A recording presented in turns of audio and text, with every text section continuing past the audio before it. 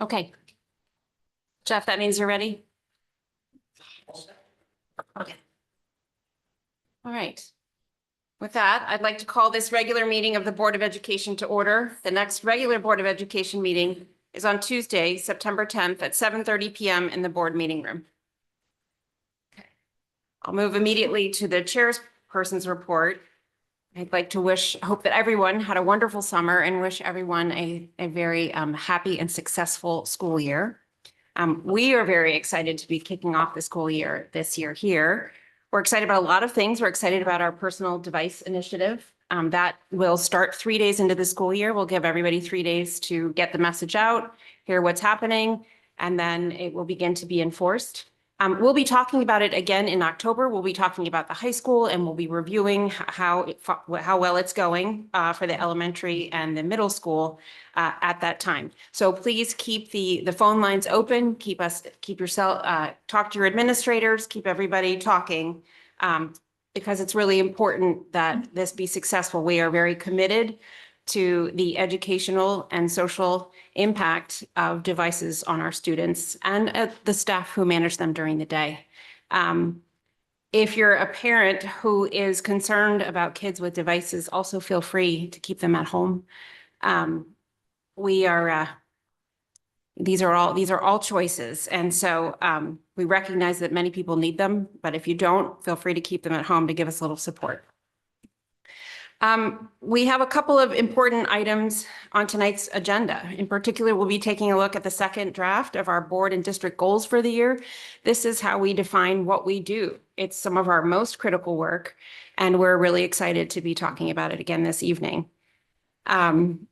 We also have a memo tonight where we're taking a look at some athletic concepts. Before I jump over to talking a little bit more about that, I want to also say that I had the pleasure of attending Convocation. It was fascinating. We had a wonderful time. Teachers, I felt that there were a lot of very engaged teachers. We had a very interesting presentation on AI, which of course is changing everything we know about how we're going to learn, eventually how we're going to teach, and certainly how we're going to work.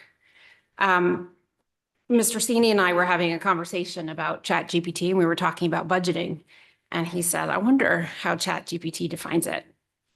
And what John turned up, and to be fair, I've changed a few of the words around, but one of the major functions of the BOE is budgeting. School budgeting refers to the process by which educational institutions plan and manage their financial resources for a specific period, usually a fiscal year. The budget outlines how funds will be allocated to various areas such as salaries, facilities, educational programs, technology, supplies, and other operational costs. School budgeting is typically done by school administrators, often with input from teachers, parents, and sometimes students. It is then reviewed and approved by a governing body, such as a school board, like ourselves, and of course in Darien, then it goes to the Board of Finance and then the RTM.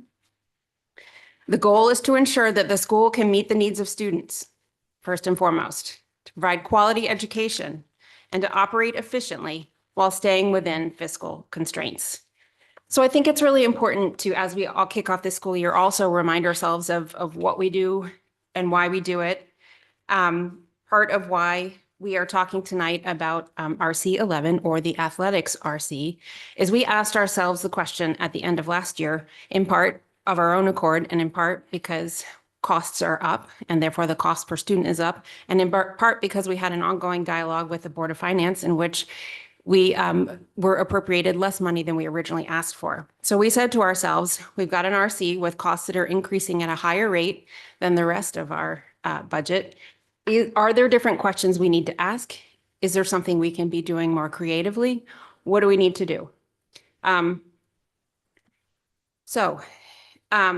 think it's important for us to review why we'd ask that. And I think it's important, particularly if there's any students or parents of athletes who are listening, to understand that first and foremost, that first piece of what I said is that we're looking to meet the needs of students. That includes providing robust extracurricular activities. There is no one on this board that asked the question, how can we cut sports? What we asked is how can we be more creative? Are there other things other districts are doing that would enable us to provide the same opportunities that we've been providing, or maybe even more? The second thing we want to do is provide quality education. In order to provide the level of quality education that we provide today, we will continue to have to ask ourselves, what do we need to do? How can we be more creative? We're really proud of some of the things that we had to do at the end of last year. We took a look at allocating middle school teachers and finished implementing most of a contract.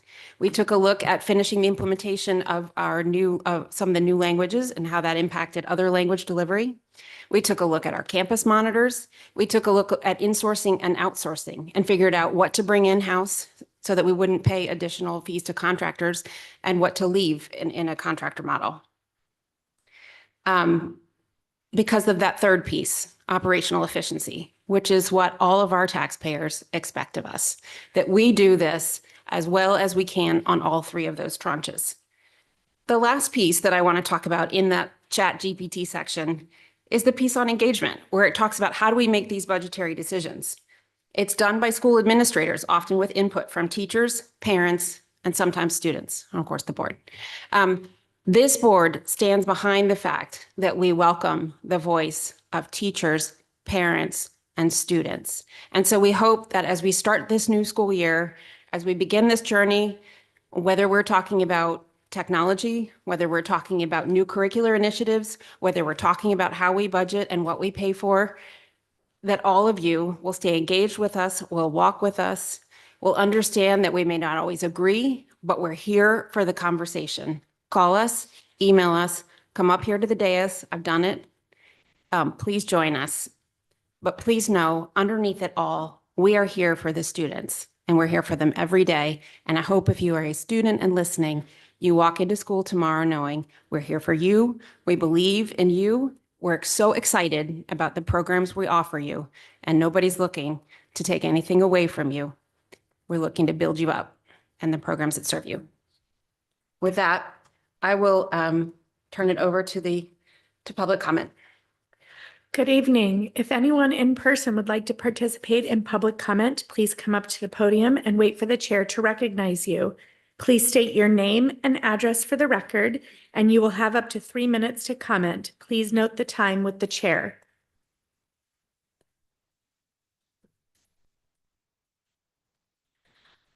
Good evening. My name is Beth Lane. I live at 16 Hillcrest Avenue, and I will say a disclaimer, even though I am DHSPA co-chair and I'm on the Finance and Budget Committee of the RTM, I am speaking my personal opinion and I am not representing any other entities in this moment. Looking over the RC 11, all the different ways you could slice and dice it.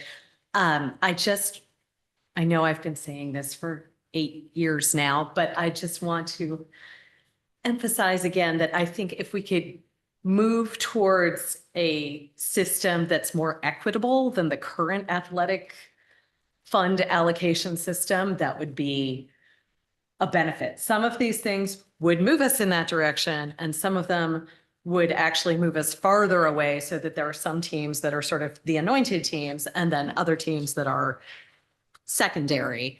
And it would be better if we could try and move towards all of the teams being sort of equally represented in the athletic budget, rather than like hockey players pay for their own helmets, football players get their helmet, all that sort of thing. Be great if we could move in that direction so that it's more equitable. That's it. Thank you. Thank you, Beth. If anyone else in person would like to participate, please approach the podium. If anyone online would like to participate, please use the raised hand icon. We have no raised hands at this time. Okay, with that, I'll move to the superintendent's report. Well, welcome back, everybody. It's great to see you. And Sorry, Jill and Alan, there are a couple of raised hands on Zoom. I don't know that you can see them. Oh, They came okay. late. They just came in. Okay, great. Thank you, Sarah, for noticing that. Thank I'll you. pause. Sorry about that. Miss McCray, you've been recognized. Please state your name and address for the record, and please note you have 3 minutes to speak.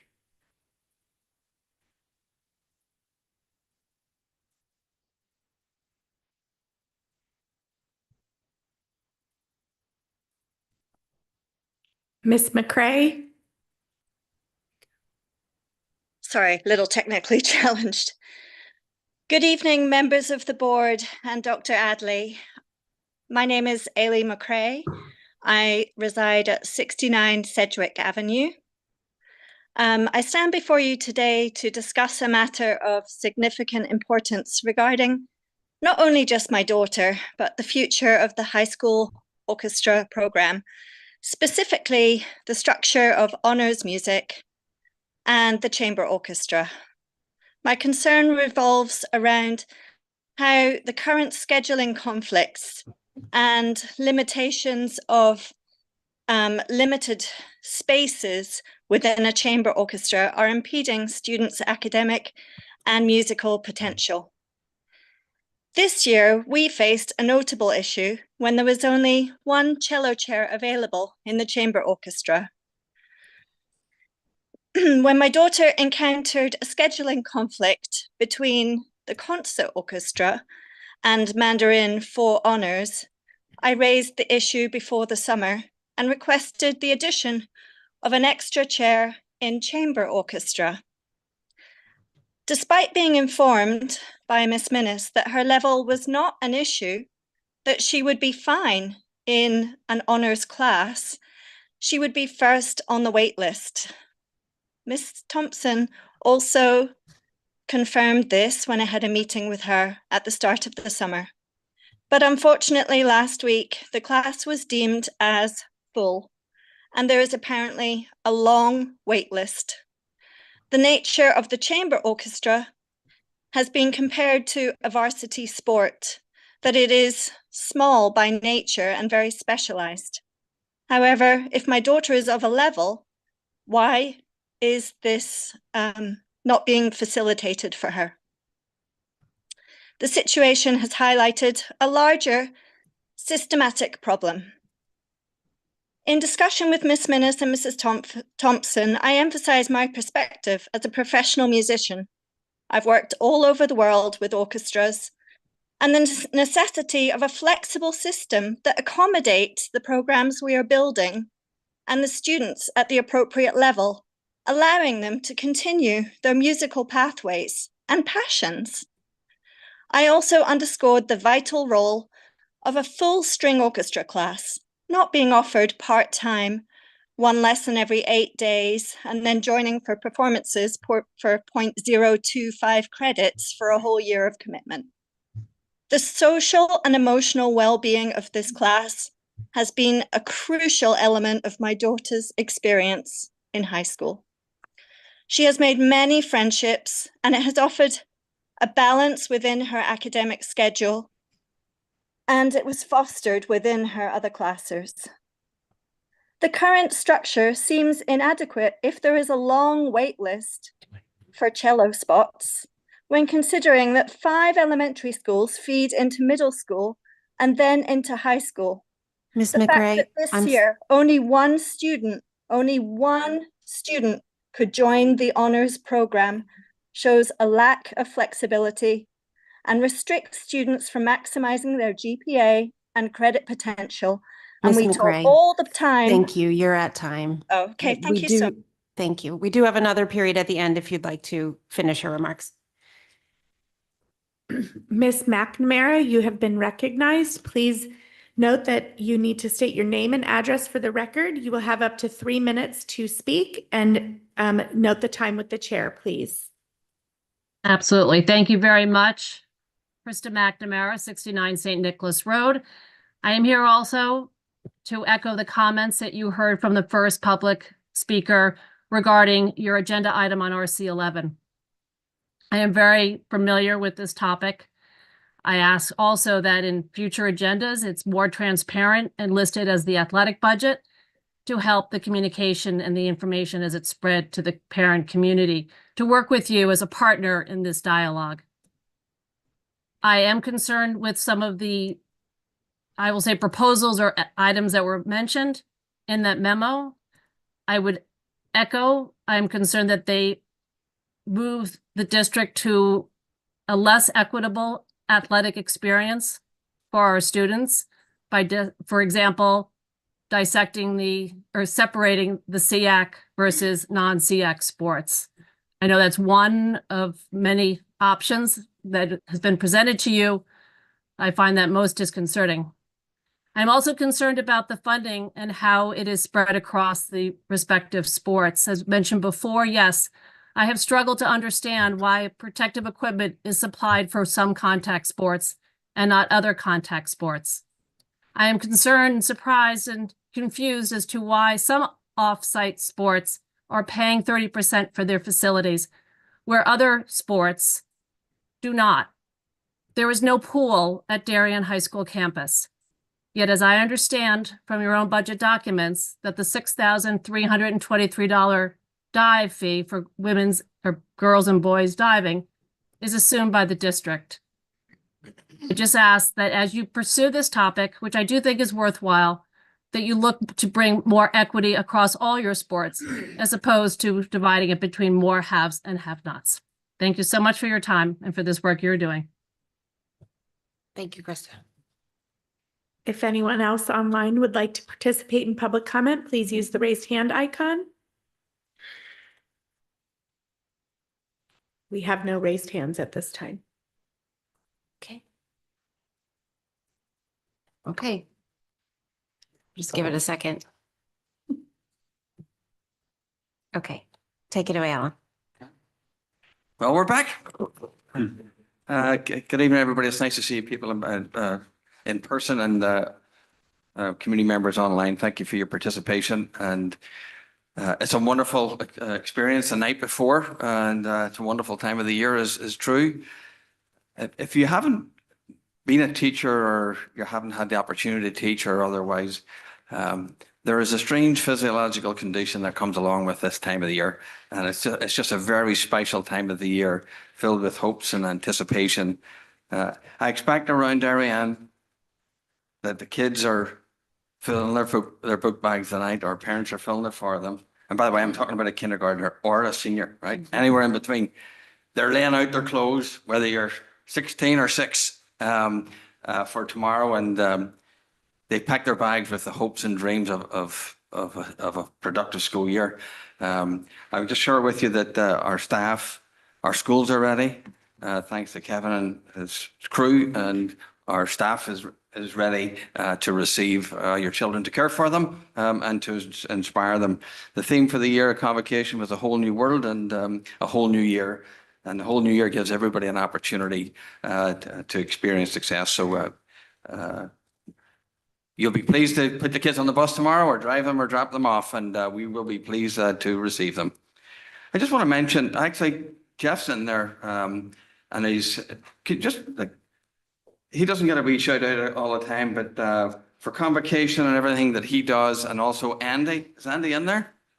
Andy has done a fabulous job. I just want to recognize those people, if you don't mind, just real quick.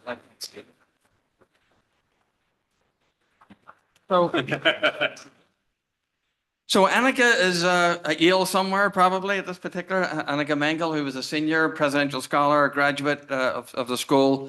And I just want to mention that, can you put those up, please, up here? Jeff needs to do it.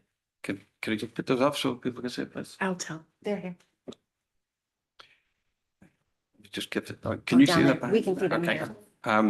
Anyway, Annika did the logo for the school district. I'm going to put on a site, on the website, the background to this, because it is unbelievable. It goes from colors to back, sort of storyline. These are the logos that she developed for the school district. The top represents, obviously, the school district itself. And if you sort of want to get a wee sense of, if you don't mind, I'll just talk about it just for a second. There are 7 sort of sides to that. The 2 bottom curves are the 2 secondary schools that uphold the 5 elementary schools with the straight lines across the top. The tree of knowledge, the tree of life, just sort of representative of our forestry, and our topography of the land in Darien. The waves are the Blue Wave spirit that borrowed from the high school, but it represents the spirit of the district and the student body. And also, we are very much a beach community.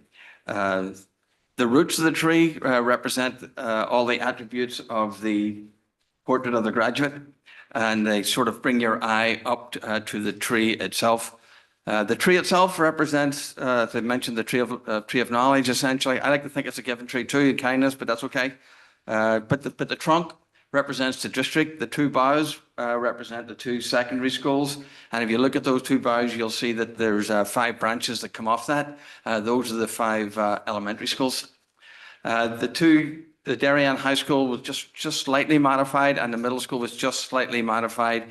And you can see there's the bottom symbols represent the elementary schools, and they're sort of Harry Potter-like a little bit, but there's a wee bit of academia there too in terms of the shields. She just did an absolutely fabulous job for the district. These are being shared district-wide, being used district-wide. It'll be our new letterhead, so on and so forth. It doesn't take away any other things that people are doing in terms of spiritware or otherwise.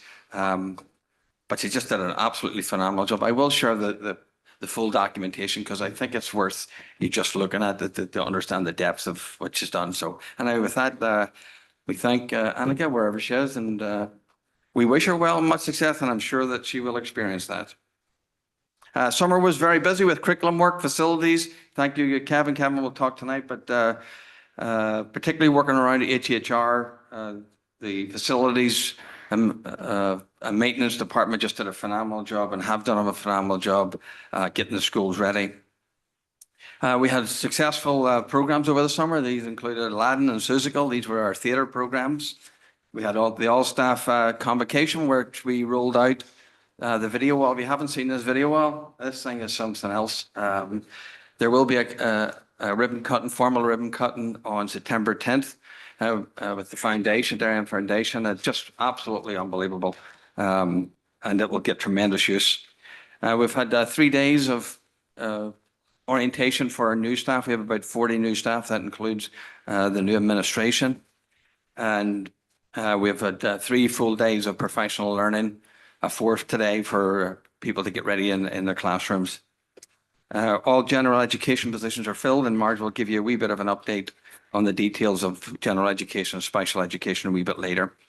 We have communicated our cell phone policy broadly and widely, and we'll continue to do that. The feedback has been well received. I've been asking the community to join us in a partnership, and the response thus far has been very positive.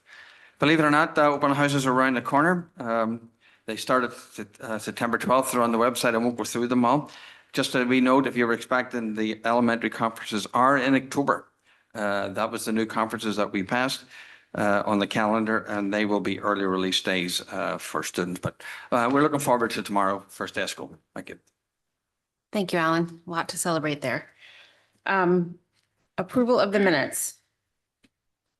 Okay. May I have a motion to approve the following? Minutes of the special meeting held on July 23rd, 2024, and minutes of the special meeting held on August 12th, 2024. That is duly seconded by Dennis. All those in favor?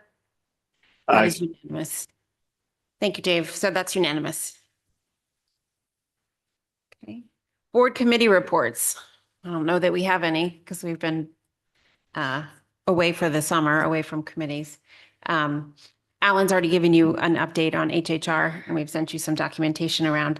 If you guys didn't have a chance to look at the little, I guess they're pamphlets provided by our staff that are for the students, please do that. They're really touching and a really fun way of looking at construction for students. So they're looking at not only what's happening, but also what are the machines that we're using and why are we using those machines and who are the people, and hopefully they'll get the students engaged.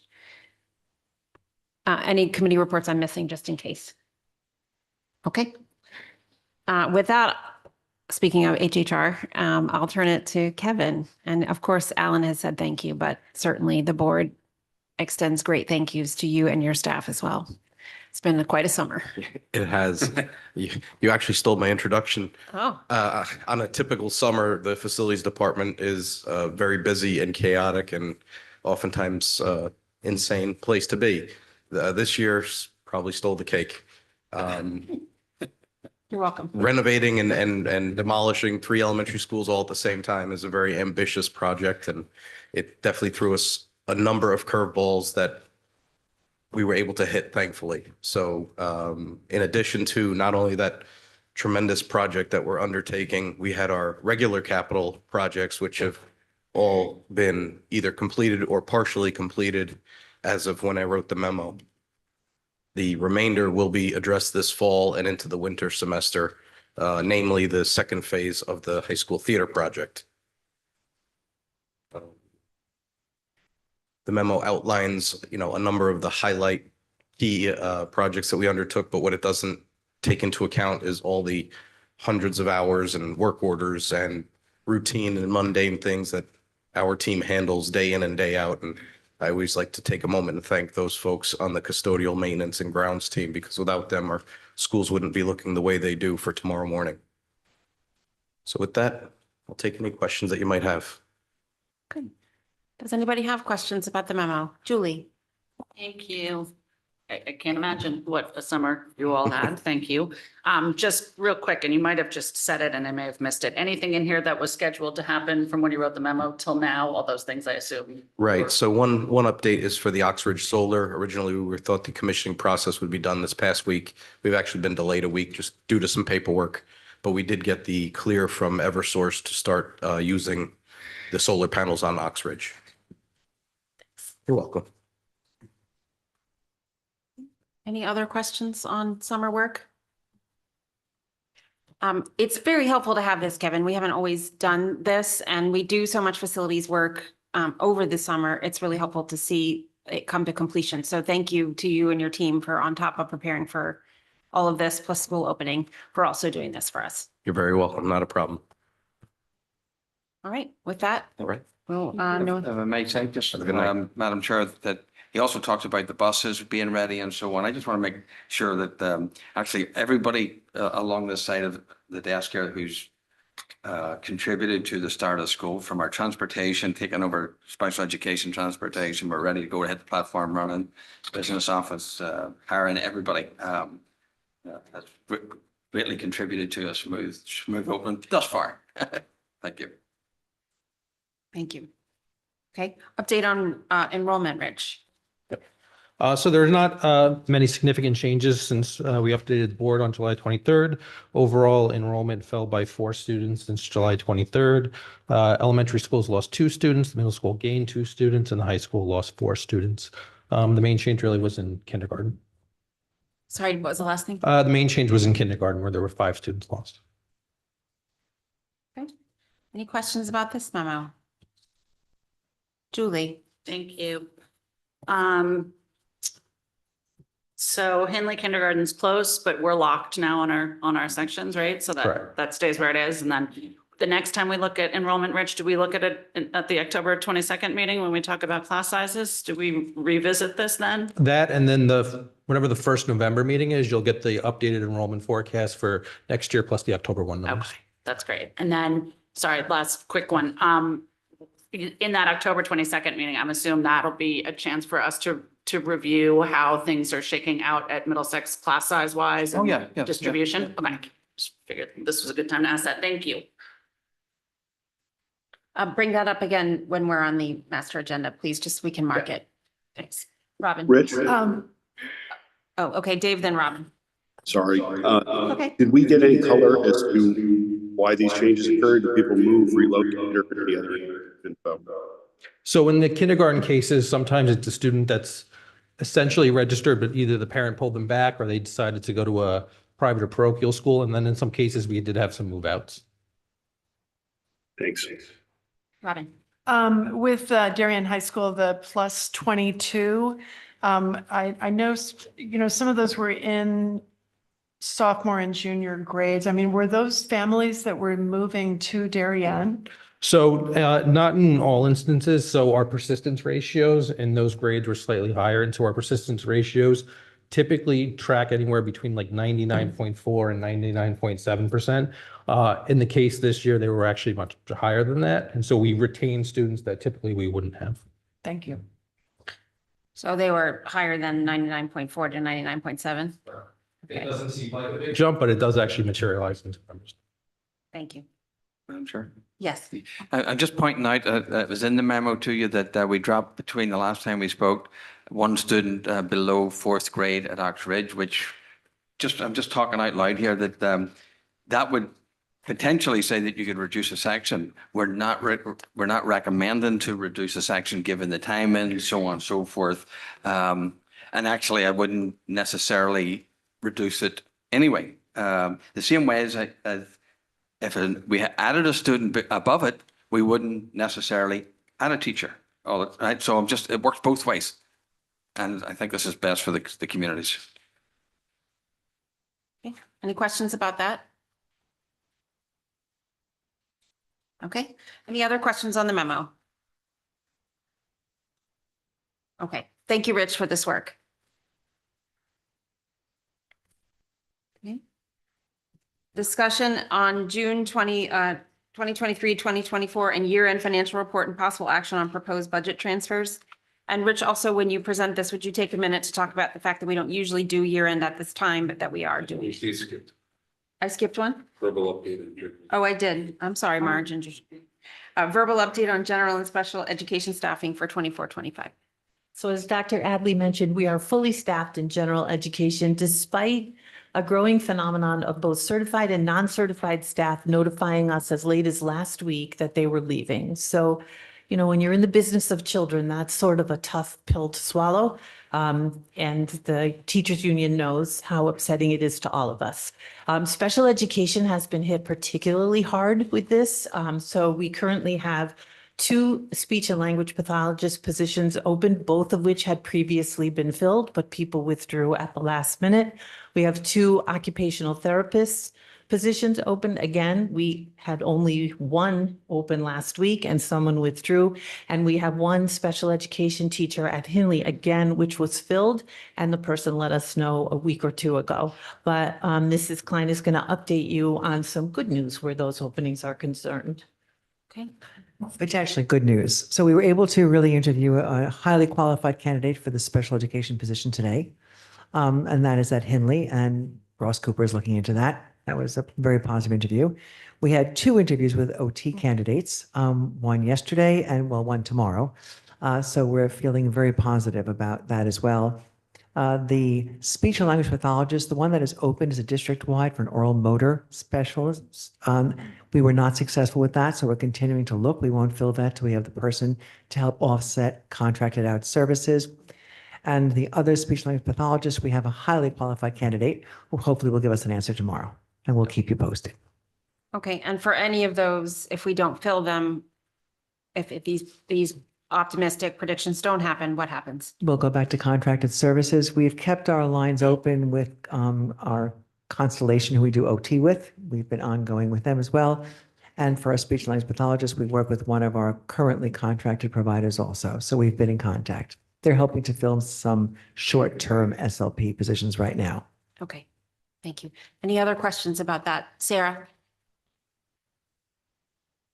Sorry, thanks. Marge, can you, since we're concerned about turnover, or have been concerned about turnover, can you speak to the number of general education hires you need to do, both teachers and administrators, just so we have a general sense of what it looked like for this year? So we had many fewer people to hire this year. So we only had, it looks like 28 or 29 brand new teaching positions. And last year we were, I think, up around 60 or 70. So, and from the exit interviews this year, it really was a lot about a commute, a lot about places where they could bring their children to school. Those, and then of course there's Westchester, and we know we're not competing with those salaries. Okay, and administrators, how many did we end up hiring? So administrators, 9. But that's because some were promoted and, you know, there was a lot of movement. And we had the 2 new positions.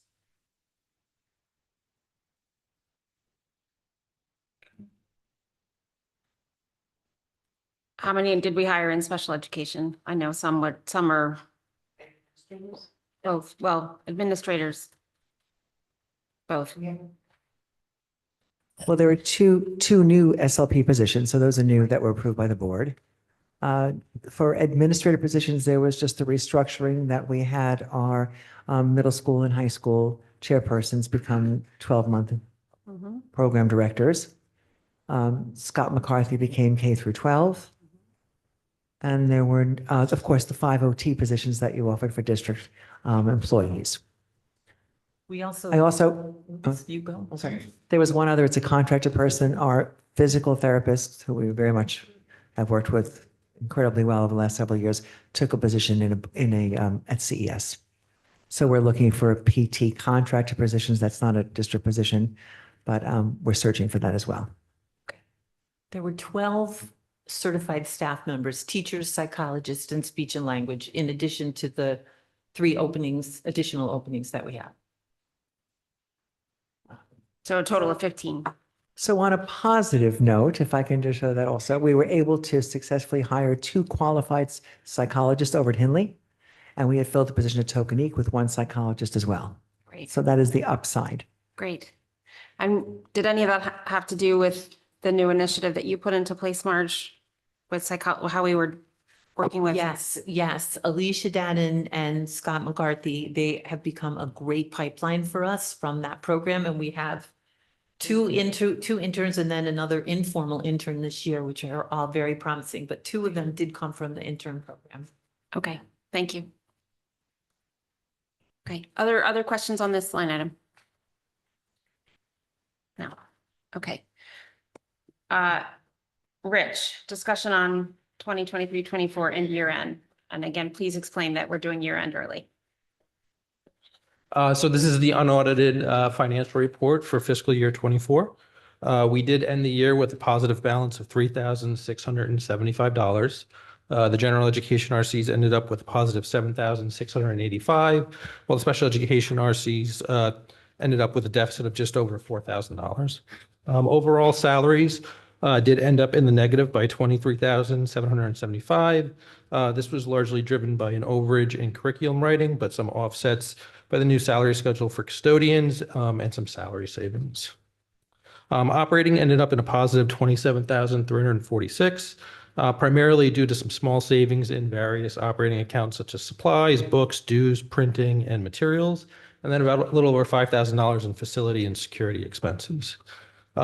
Fixed ended up a positive $19,562. This was largely driven due to positive claims in dental insurance for about $9,000, and then our utilities were about $6,700 better than anticipated. Equipment ended up positive by $766, and so we had some minor savings in science equipment, special education equipment, and classroom equipment. Revenue ended up short by $20,224. This was largely driven by excess costs. We did book the special appropriation that was approved for $181,250 against excess cost. And so that still ended up with a shortfall of just over $18,000. And then gate receipts were short by $4,000 and then Medicaid reimbursement by almost $1,000. There are no transfers to report, but the year is closed. What's the timeline on our $3,000? What's the plan there? So the money goes back to the town. It is from the last year's appropriation. And so right now, the audit starts and well, it's actually already kind of started and they'll come on site in September. There's an entry made on the town side to adjust that revenue into their fund balance, but essentially that $3,600 goes back to the town. Right. Any comments, questions? No? Okay. Dave, you good? I'll take it as a yes. Okay. That's a yes. All right. Thanks, Dave. Further discussion and possible action on Board of Education goals and strategic plan goals, strategies, actions for, I skipped again. Thank you. Quite a night. Discussion on efficiency-based approach to RC11 or the athletic RC and alternate funding structures. Rich and Chris. Before I turn it over to you guys again, I think I'll review and John and Julie jump in if you want to add anything. But the question that was asked of administration, well, there are 2 questions. why is this RC increasing at the rate that it's increasing? Can you help us understand those numbers better, which is the first portion of the memo? And secondly, what do other districts do to fund their programs that's in any way different from what we do? Are there other solutions? We were particularly interested in different ways of public-private partnership. So we'll start in terms of like the 5-year growth of the athletic budget. It is about 5.5%. The Board of Ed's overall budget is about 3.2%, so slightly above the overall growth rate. There are 4 main drivers of the athletic budget in no particular order. Rental costs for outside facilities. We do have rental costs for ice hockey, skiing, squash, and diving. That has grown by about 7% over that time. Coaching stipends have grown by almost 4.5%. And while that's not really the contractual increase in the coaching stipend, it is largely due to 10 additional coaches that have been added over the last 5 years. And they're usually added either due to Title IX issues or safety for students. Supplies, we did throw in there, even though it is a reduction when you factor in the deferral from the current year. Excluding that, it is a 3.3% increase, and that is largely due to the uniform replacement cycle. And then finally, athletic transportation has an annual increase of about 6%. That really started post-COVID with the driver shortages throughout Connecticut. And speaking to other districts, 6% is actually on the low side compared to a number of other districts. Districts are still having significant difficulty in getting buses for sporting events due to the driver shortage throughout Connecticut and really the country. We did want to highlight some efficiencies over the last few years within athletics. We did contract out the athletic trainers. We did eliminate a dedicated secretary in athletics. We do have the YMCA reciprocal agreement, and then we just started field advertising at Darien High School as well. We did offer some information on cut and no cut and student activity spending. Typically, student activity spending is between $500,000 and $600,000 a year, and that is anything from voluntary fees to fundraising. And that is really largely to fund what's considered the nice to haves, whether it's filming cost, alternative uniforms, homecoming expenses, senior day expenses, or paying for charter buses, which are over and above the cost of a school bus. So we did look at what some other districts do throughout Fairfield County. We've talked about this in the past, but some districts do charge a participation fee. They ranged anywhere from $100 to $250, the low being Weston and Bethel at $100 and Monroe at $250. Some districts do allow their booster clubs to donate funds to pay for additional coaches. Districts like Trumbull, Westport, Newtown, New Canaan, and Easton Reading. Districts that do not allow, similar to us, Greenwich, Fairfield, and Danbury, do not allow booster clubs to pay for athletic coaches. So looking at options, some that we've talked about in the past and some that we haven't. Participation fees we've already talked about in the past. That is the most common among the districts throughout Connecticut. Some districts do cut within all sports. We did look at what it would look like if we had a practice of cutting student athletes. The estimate is about 117 student athletes from last season wouldn't participate. And as a result, you wouldn't need as many coaches. Rental of facilities. Some districts do look at having, if they don't have the facility on hand, having that 100% paid either by the boosters or the parents. Again, that's hockey, skiing, squash, and diving. Some districts don't fund non-CIAC sports. So for us, that's rugby, sailing, squash, and skiing. Looking at this year's budget, that would be about $135,000.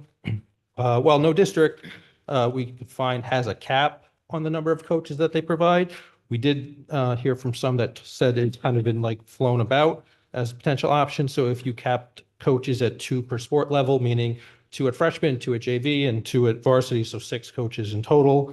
We did list the sports below where there would be a reduction, and then that could be offset by booster or outside donations as well. Any of those options obviously could be a barrier to entry, either financial barrier or a limit on opportunities for students if you have cuts as an example.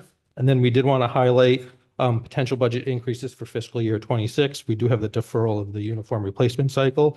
So there is approximately $180,000 of pending uniform replacements for fiscal year 26. So before I open it to the board for a question or comment, just a few notes. Again, we as a board rejected the notion of participation fees twice last year because we were concerned about the impact to student participation. So thank you, Rich, and Alan, for noting that in the memo that high levels of student participation is a goal of this board, one way or another. Secondly, that there is the administration did not include any recommendations in this memo. This is just of simply factually what is out there, and that no action is being called for the board tonight. This is here for us to discuss so that we understand the universe of possibilities. What we can't continue to do is say this RC is growing at a fast rate, but then not do anything about it. So either we decide we want to do something about it, or we defend why it grows at the rate that it grows. And we do that with the information inside of this memo. Okay, with that, I'll open it to questions. Greg and then John. Just a few questions. I guess the first one is, do we have numbers as it relates to participation in sports over the same period of time that you have the growth rate?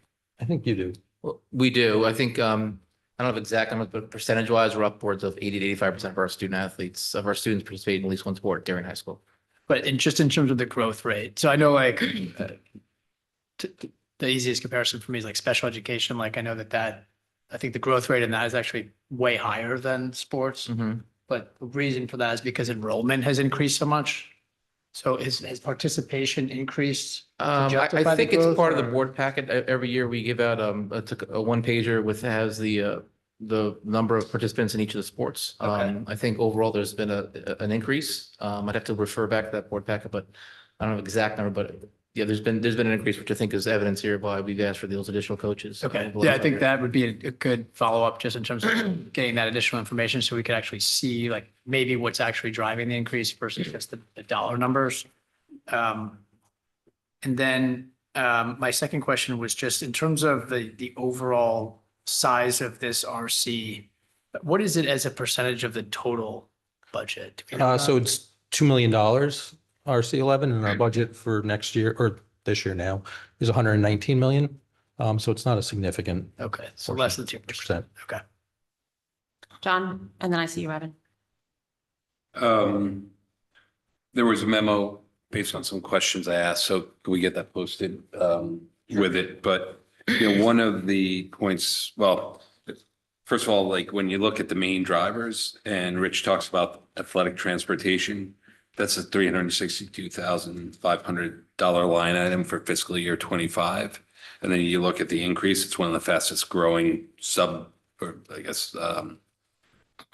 lines within the RC. So that is a big driver. And Rich has called out transportation expenses going up. So I think, that's important to note. To answer the question of a public comment earlier, Chris, if a student, the question of equity and equipment was raised. So as I've understood it, there's certain sports that students or athletes like to carry around with them from public team, Darien Public Schools to private. Right. Not every kid plays in a private league. So can you just revisit that policy, hopefully for the last time, in terms of providing equipment to students on an equitable basis? Sure. I mean, the easy answer is anything that we provide to students, we're collecting back at the end of the season.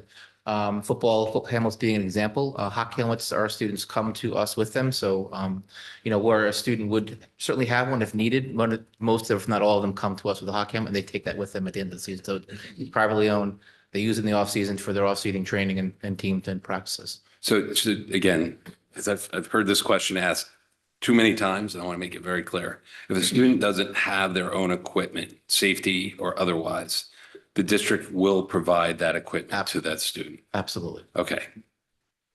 One of the other concepts I raised in my question, well, I guess I'll go to the fourth question. Why is there a policy that prohibits booster clubs from subsidizing coaches' stipends while we allow donations for many other athletic related items? So the answer that was given, there's Title IX issues.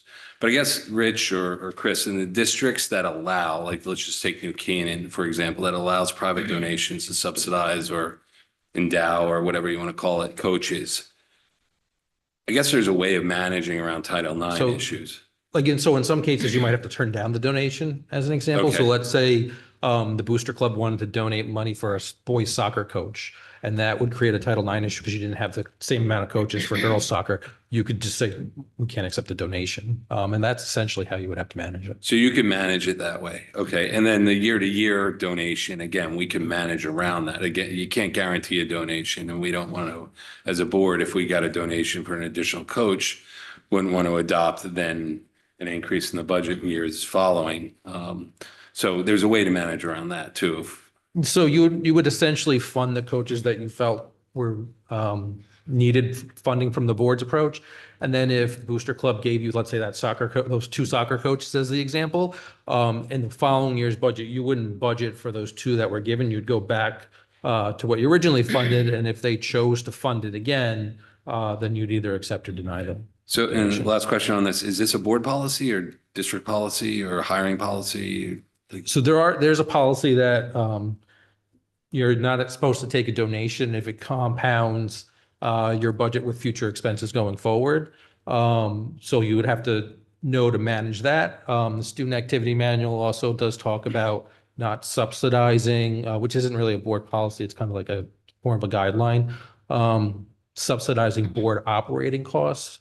So I don't think it's anything necessarily that has to go through a policy committee, but it's how it's managed. Okay, and could I do my last Yeah, go one? ahead. Okay, so the last question, I raised the issue around sports camps over the summer and summer school, and clearly noting that this sits well outside the RC 11. It's you said RC 23. But I just wanted to make the point that athletics goes beyond RC 11 in this district. And from what I understand, especially this year, the sports camps, if you will, that were offered, which I think there's like 3 pages long in the summer school manual, generate a very large percentage of the summer school fees. So it's interesting. I mean, a lot of people talk about the cost of the RC 11, but because we're so successful in our sports in this town, I would counter that, RC 23 over the summer, even though, again, I don't want to commingle the funds, is hugely successful for this community. And this year, I think you said year to date, we'll go through this finance committee, almost $950,000 in revenue, not all sports related. How much of that is sports? So about 380,000 sports related of the 950. Sports are a big part of Darien Summer School, whether it's football or softball or wrestling, and it does contribute a lot every year. Okay, thank you. Follow up? Yes, please, Dave. Thanks. Rich, you mentioned the model where the Booster Club will fund, and I appreciate the Title IX restriction there. Does anybody have a model where Booster Club will propose, and then if for whatever reason, then the school will basically backstop as sort of a last resort? So if I understand the question correctly, it's if the booster fails to raise the money for, let's say, a soccer coach, does the board backstop? Yeah, I guess I'm just trying to think operationally from the dynamics of it. I mean, I like the idea of removing the preclusion of having boosters be able to do that. But if we had boosters who are willing to step up, they're willing to write a check, and then for whatever reason they couldn't, then the district would be able to step up and make sure that we had the appropriate level of coaching necessary, whether it be boys, girls, or for safety reasons.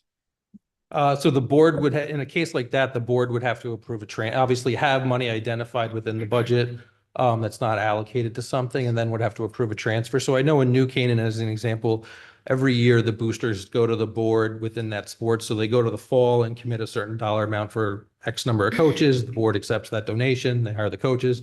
They do the same thing right before the winter season. And then again, the same thing right before the spring season. Got it. And if for whatever reason they fell down, the board would the district would obviously backstop that. Providing that the board approved the transfer, it could identify the funds. Understood. Thanks, Rich. Robin. I wanted to just highlight, and this is kind of along the lines of what Greg was mentioning, just the size of the athletics budget. So it's $2 million, but if you look at the actual spend over the past 2 years, we're actually 100,000 in actual spending this year, 100,000 down versus the prior year and only 40,000 higher than 2 years ago. The largest increase was due to the spending in year 2020. And I don't know what happened from that year to the following year. It could be COVID related potentially. I don't know. But I kind of feel like we are focusing in on this and saying that there's a 7% increase when in fact, we've actually decreased it in terms of actual spend. And it's only $40,000 over 2 years ago. And given that it's only 2% of our overall total school budget, I think that we might be well served to identify other areas in our total budget where if we find efficiencies, we would get a greater bang for our buck, so to speak. And I think that that might be something we might want to evaluate. Thank you. Julie? Thank you. Just a couple other kind of smaller questions. Back to one that Greg touched on earlier. It was a question I had as well. In the main drivers of athletic budget increases where it talks about coaching stipends, it says that the coaches were added due to increased student participation. So I think just to be clear, the idea is how many students were participating in athletics 5 years ago, how many are participating now, and what is that percent growth, I think is what we were looking for, just so that we can compare those two things to one another. And then I appreciate the history of efficiencies. That's super helpful. And I look forward to adding to that list of efficiencies where we can find them. I did want to add, I know we added a assistant athletic director not that long ago, but I don't remember what year. When did, anybody know It was that? pre my time, so it was at least over Okay. 5 years ago. It was before COVID. Okay. It was, yeah. So it was a while ago. Okay. And then just remind me, when we deferred the uniform replacement cycle, did we add this year to next year, or did we shove the whole kit and caboodle back by a year? That's what I thought we did, and that's what that number is that we're looking at here. Okay, so something to think about. And then just kind of as a top line, I appreciate the exercise. I think it's helpful and useful. I don't look at this as a menu of options. Personally, I don't think several of these things are options at all. But I think it's helpful to be thinking about it. And I think it's important that all of the areas that we talk about creatively, and we think about them outside of the box. And I'm not just interested in what other districts are doing. I'm interested in what other industries are doing and what other ways there are to turn up efficiencies to try to make change in, our increased expenses across the board. So this is just a focus on one of those areas. Thank you. Okay, Greg? Just two quick follow-ups. One is with respect to what Robin was saying, I agree completely. And I think that we might want to think as a board, of looking at what are our largest RCs and ranking RCs in terms of the size of them and doing this same exercise, prioritizing the RCs that actually have the biggest bang for their buck and prioritizing those and going through the same exercise, if that makes sense. And then the other question was just a question for Rich. Are the numbers that we're looking at in terms of the funding, is that includes any revenue related to that? Correct. Is that correct? Correct. But it wouldn't include what John was referring to. In terms of, in terms of some. Kind of no, like camp staff. indirect revenue that's, Correct, no. it's tangentially related to athletics. No, only direct revenue to RCLM. Okay, all right, thanks. Dennis? Just one question, kind of nitpicky, but your memo to John's questions, you mentioned swimming and diving teams, and then you wrote the diving rentals are 12,000. Are there swimming rentals as well? Or is that bundled into that 12,000? So we only paid for the rentals for diving. We do have a reciprocal agreement with the Y, so we're not paying for the Y for swimming, and then they're not paying for our facilities. Okay. Just to follow up. So if you were to break out the cost equivalent for hours at the Y for swimming, do you have any idea what that number would be? We did this when we started the agreement a while ago. Yeah. I'd have to probably look Okay. back at it. We did end up having them pay us back for the custodial overtime, which the board bore that cost for a while, and that was about $30,000. Could you just get us that number? do that, yep. Thank you. And sorry, this 12,000 is both boys and girls diving, correct? Okay. Anything else on this? Alan, you want to say? Yeah, some of this is, are you able to, or versus should you do something? Just a wee bit of color to something else that, like for instance, the Darien Foundation, when we kicked off the robotics, they actually funded the coaches as well, right? And then they transitioned out of that, and the board assumed the fees for the coaches, and the board continued to fund some other aspects of robotics, but the foundation also continued to fund some. And so personally, just regarding the coaches, I know we're not saying that. I'd prefer that the board maintain ownership of the coaches. And if you want to fund it through boosters or otherwise, I'll let that go to another allocation as opposed to the coaches. But I'm getting too far down the line, but just a wee perspective. Well, I think it raises an important point, which was you guys weren't really answering the question of what would you recommend? Correct. Right. So I think in summary, and somebody correct me if they disagree, but I think this board is saying, number one, we're not interested in cutting programs. Number two, we're not interested in impacting participation. Number three, we have heard the requests for equitable funding. Number four, we're interested in looking at whether there are options for how we fund these programs that make sense, and thinking creatively about them. Doesn't mean that we've unearthed anything up to this point that we are necessarily interested in, but we are asking the question of how are there other options for how the funding is structured? Is that an accurate summary of the conversation for everyone? Okay. I mean, just say it another way, it provides a resource document come budget season. If we do have to dip into this RC, different options that people might look at, but that's not signaling we should. Okay. All right. Thank you all. Further discussion and possible action on Board of Education goals and strategic plan goals, strategies, actions for 24-25. So if I may talk at a high level about some of these, I'll do the board goals. First of all, the administration took the feedback from the board and included it. So just we'll do the board goals first of all. There were no key performance indicators to be included in the board goals. We did include, I'll go back and forth a wee bit, we did include a key performance indicator under teaching and learning in the strategic plan. That's what we thought that the board would like to see there. So on goal number one, we took out the KPI. We just added on the right-hand side, first paragraph, the second part of the first paragraph, which would be to monitor performance of all students, including achievement and growth data, posted data dashboard updated according to assessment timelines. So that's the only thing that's new on that particular goal. Do you want me to go through them quickly, goals and then, or pause? No, let's pause at each Okay. one, please. Okay. And I have one comment on this, but does anybody else have one?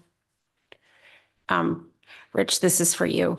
I think I love where we're starting, or this is for Janie. I love for where we're starting with looking at student achievement. I think that's a great place to build this out. And I thank the team of Robin, Greg, and Dennis who took on kicking this off. I think the other area where it would be helpful to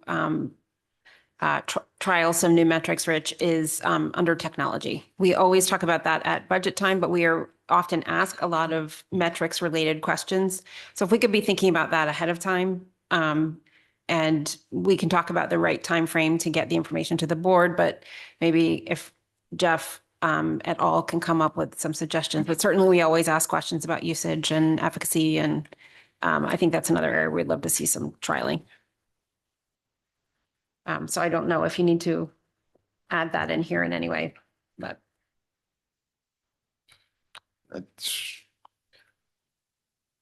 I'm sure the board's prerogative there if you want to.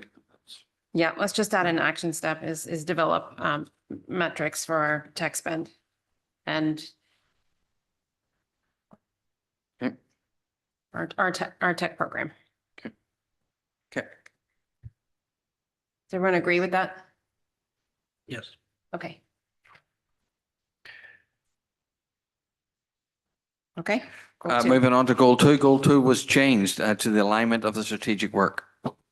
This was teaching and learning. We decided to focus on the board's alignment to the work. So what was added in here, under action steps, the last two action steps were added in. Monitor the implementation of the 5-day ELP program and monitor the impact of the administrative redesign.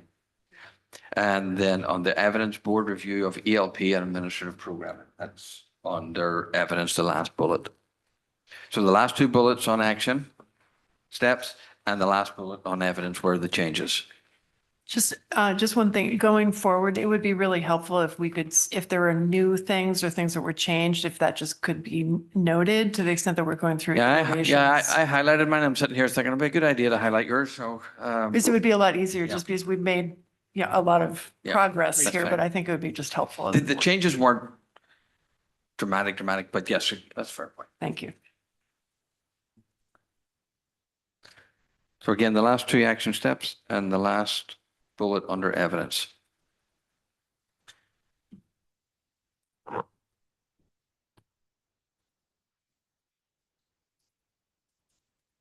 Okay. Yes.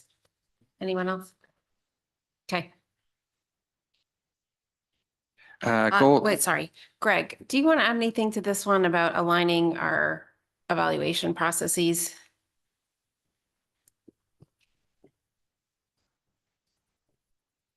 We can work on the Yeah, I language, think but so. I think that's where it We belongs. talked about that. Yeah, I think Yes. this is probably the right place. Yes. Just So in I, terms of the board self-review, the Yes. superintendent self-review and the strategic plan, yes, those Yeah. three.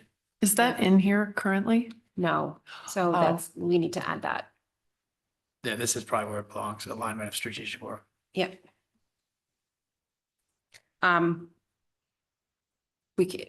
You want to work on the language or do you want us to work on the language? Absolutely not. Okay, Thank Greg, you. we can work on the language. It's a bullet. I'll just add it, yeah, I can just- Pardon? I'll send you a bullet. That's fine. Perfect. Yeah, we can, Perfect. there's something to work with there. Okay. All right, anything else on this Just goal? one, Yes, go ahead, just one Robin. question, just in terms of the K-3 literacy, the pilot to explore the resources. And I mean, you're showing evidence of selecting a resource. So just one question I have is that I would think that we would only select a resource if we think it's going to improve our program or improve it in some specific way, as opposed to just spending money on a resource. And I hate to be pedantic here, but I mean, just in terms of like creating a goal where you're saying the Board of Ed is going to achieve this goal. And, if it's the $650,000 cost that will be added to the budget, ideally, I would hope that whatever that was would be a better option than what we currently have. And I know it's a state mandate and we have to do something, but I think it's just I think worth it's having a good that. point. Will you send us a recommendation for the language? So that we can update it according to what you're saying? Well, I mean, I did kind of draft something just on action steps on the second bullet. Yeah. Support the pilot to explore and identify K-3 literacy curricular resources. And I said with goal of improving reading fluency, vocabulary, grammar, or whatever the specific things were that the state identified that we apparently weren't doing. Okay. well. So because I don't want to spend money on something that isn't going to improve Yeah. our K-3 literacy programs. Hopefully what we're doing will. And I Yes. would think it would be, Yes. because we don't want to waste everybody's time, but I think that would be really important, especially Yes. in terms of justifying an additional expense in our budget Yes. as we go through this process. Yes, I think it's a very good point to explicitly tie what we're trying to solve for. So you have what you need, Amy? Okay. And just following up on that with KPIs and metrics in mind, ideally then the metrics and the KPIs are that you're improving your student learning in the area of English K-3 literacy, and the SPEC scores would reflect that. And so Down in again, here. tying everything back to measurements and metrics that we can actually say, are we doing this well? And if not, what do we need to change? Yes, Thank you. thank you. Okay. Goal 3? So goal 3, you may remember us talking about cutting and pasting that there was this particular goal, it was wrong for every period, right? So we've added just the 2 bullets on the right-hand side. They may not be that extensive, but we're happy to put in whatever we have to put in there. So basically, we've got the new budget calendar and then I'm looking at it sort of timely, I put timely in because what happened this year going on for a long time wasn't ideal, right? So if we could do it in the timely manner to, Yeah, both yeah. leading up to the budget and then post Yeah. the budget. I think timely was important. Any other comments or questions on this one?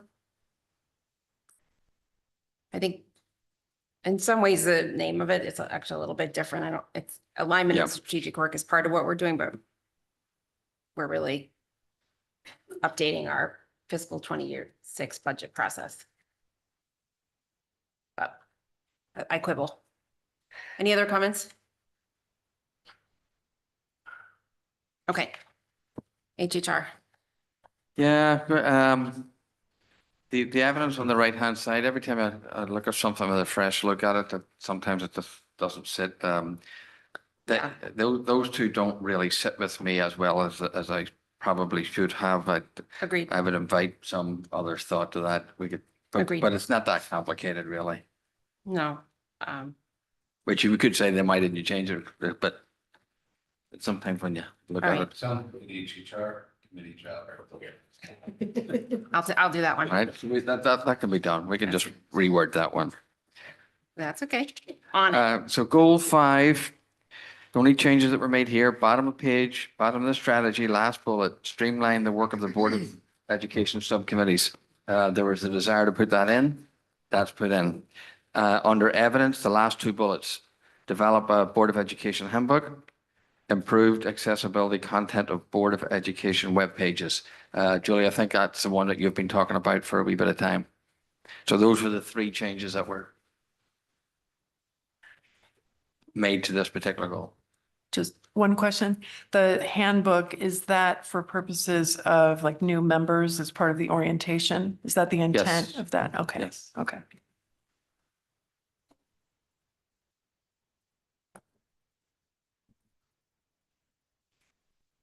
Okay. So as we roll into the strategic plan, so we only one key performance indicator, and we added the glossary at the back, and we sort of reordered the years again. If it was this year, it's this year. If it's next year, we put that in order. So I can quickly speak to each of these. Enhancing teaching and learning goal 1, there are no changes other than the order of when things happen. Oh, sorry. Can I come back to key performance indicators at the end? Because it only pertains to goal area 1, if you wouldn't mind.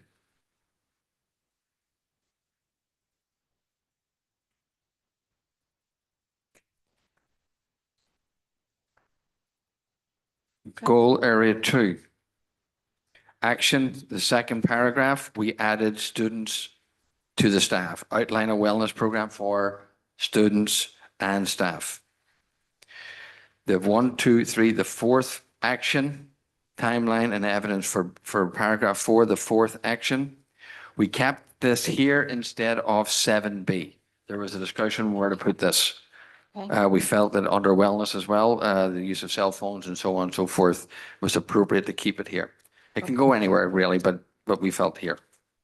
So that is the change to 2A and 2B. That's the change. Those are the changes.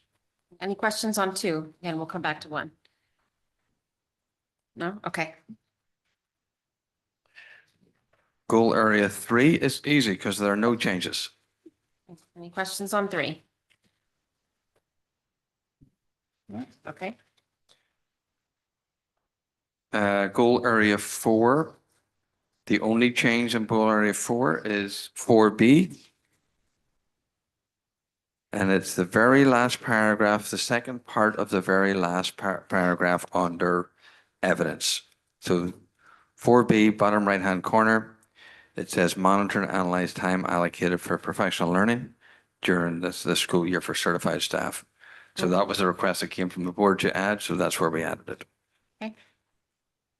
Other than that, that's that whole area.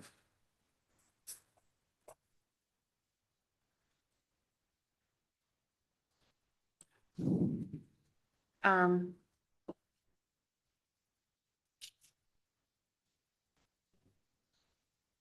under 4A. We talked a little bit about teacher engagement, and we've heard some conversation from teachers about wanting to be part of the decision-making, whether it was in the budget process or in the it came up in convocation as well. Is there something we could articulate in 4A? I think teachers are in many ways a part of decision-making, but naming it as part of what we do. Well, you have an increase the opportunity for teacher voice and professional learning opportunities. I mean, it's really named there. Mhm.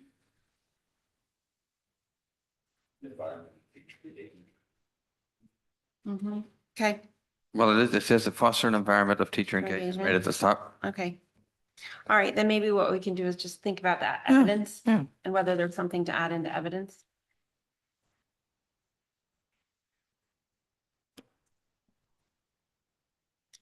Thank you. Okay. Anything else? Julie? Julie? Sorry, sorry. Sorry, Julie. kind of a general thought with the evidence across the board, with both for board goals and the district goals, is that in a lot of cases, it's evidence that something happened, is what's listed. And then in other cases, it's evidence in the form of a review of a new program or a changed program or what have you. And I'm fine with that combination of things, but they're very different exercises. And I just think as we work through the year and prepare for each of these milestones, it'll be important for the board to be prepared to, like, what does success look like when we're going to evaluate the change to a 5-day ELP? Like, what are the measures that we were looking for when we put this in place? To have the conversation about the right things and be able to assess things productively and constructively. So just kind of.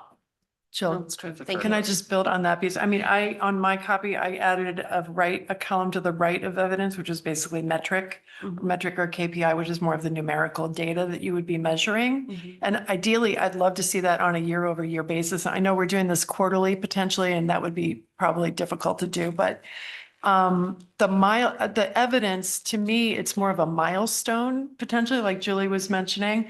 And if you're doing it on a quarterly basis, and you had started to do this on the quarterly updates this past year, which I thought was really helpful, where you had kind of a red dot, a green dot, a yellow dot, and showed kind of milestones or things that had been done, which is more of like the project plan kind of a report, which I think would be really helpful as we get this going forward. And then as we start to build the metrics that would go along with those. And, again, starting just with goal number 1 with teaching and learning, trying to get a better, way of doing this in a way that's manageable to you. But like, to me, the evidence is more of an operational kind of a milestone that you've done versus the metric, which we also want to see, which is how are we measuring the success? So when we And get it's the- all part of it. Yeah, So- when we get the dashboard, I think that's, yes, it's a good point. Because both are valid, right? Like, we want to see that the chimney got constructed, which is the milestone, but that it's functioning as we need it. Right. And it's basically, you take it off the list. That's the green light. You've done it. It's just Okay. helpful to see. So that's something maybe to look at with the dashboard. Jill? Yes. Sorry, one last real quick thing. I meant to say that I loved the glossary. Oh, I good. love glossaries. Thank you. Loved it. Thank you so much. Thank you. Good.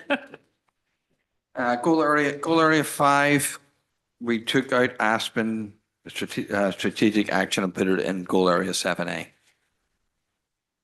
It was a reallocation question, or where does it belong question. Other than that, other than tidying it up, it's as it was. Okay. Goal area 6.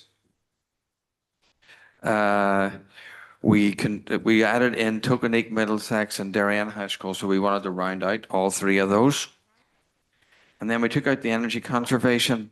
Rightly or wrongly, we took that out because it was basically completed, and we would continue to do that at HHR as the buildings are completed.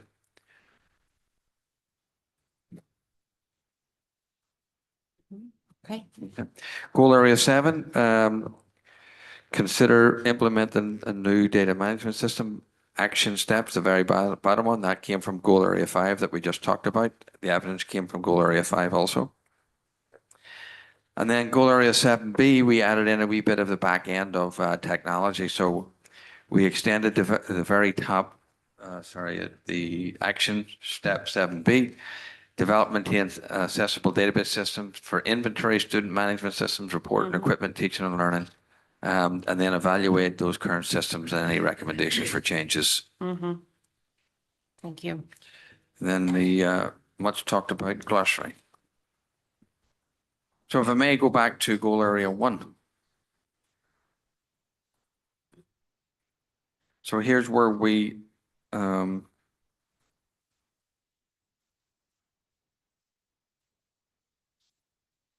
this is the performance indicators.